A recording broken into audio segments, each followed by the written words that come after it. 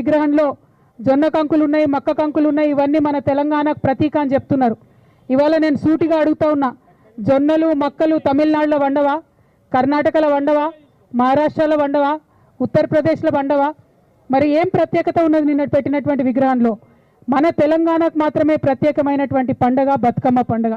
ప్రపంచంలో అందరూ పూలతో పూజ చేస్తే పూలనే పూజించేటటువంటి సంస్కృతి మన తెలంగాణ సంస్కృతి. కోట్లాది మంది ఆడబిడ్డలు బయటకు వచ్చి చేసుకునేటటువంటి పండగ బతుకమ్మ పండుగ.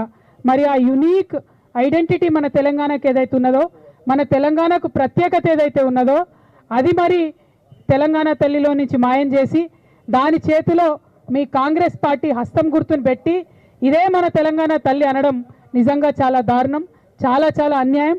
దీన్ని తెలంగాణ వాదులందరం కూడా తీవ్రంగా ఖండిస్తూ ఉన్నాం. అందుకోసమే ఈరోజు మన అసలు తెలంగాణ తల్లి, మన ఉద్యమం నిర్మించిన తెలంగాణ తల్లి ఎన్నో ఏండ్లుగా